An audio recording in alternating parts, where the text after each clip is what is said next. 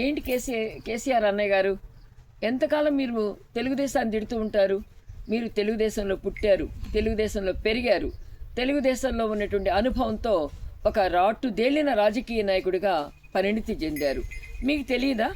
ఈ రోజున వృధాగా ఉన్నటువంటి నీళ్లు సముద్రంలోకి పోతున్న నీళ్ళని ఆయన ప్రాజెక్టులు కట్టాలనుకుంటున్నారు చంద్రబాబు గారు. అదేమన్నా తప్పు విషయమా? మన తెలంగాణ నీళ్ళని కనుక ఆయన దోసుకుపోతూ ఉంటే పోరాడదాం, ఫైట్ చేద్దాం, ఆపుదాం, అవసరమైతే ఎంతకైనా తెగిద్దాం. కానీ సముద్రంలోకి పోతున్న నీళ్ళని మన యొక్క కేటాయింపులకు మించి ఏదన్నా జరిగితే ఆ విషయంలో మనం అడ్డుపడదాం. అసలు మీరు కదా ఈరోజు అందరిని అంటున్నారు, చంద్రబాబుని తిడుతున్నారు, ఇంకేదో పార్టీలను తిడుతూ ఉన్నారు. మీరిచ్చిన లెటర్స్ కేంద్ర ట్రిబ్యునల్కి మీరు మర్చిపోయారా? అసలు ఒక మాట నిజం చెప్పాలంటే ఎంతకాలం ఈ ప్రాంతీయ విద్వేషాలను మీరు రెచ్చగొడతారు?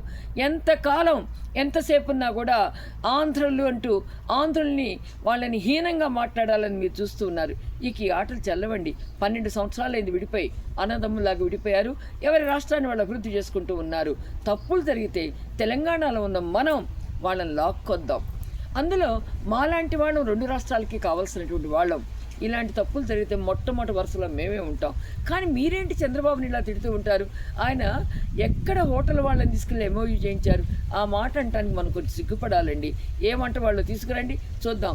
మీరు మాత్రం జగన్ గారి ఫోటోల్లో ఉంటారు, జగన్ గారి ఫ్లెక్సీల్లో ఉంటారు. జగన్ గారి పుట్టినరోజు వేడుకలలో మీ ఇద్దరు ఫ్లెక్సీలు తండ్రి కొడుకులు ఉంటాయి. ఎంతకాలం అండి ఈ విద్వేషాలు? 15 సీట్లకు పరిమితమైన జగన్ నెక్స్ట్ టైం మీకు ఆ పరిస్థితి రాకుండా ఉండటానికి చూసుకోండి.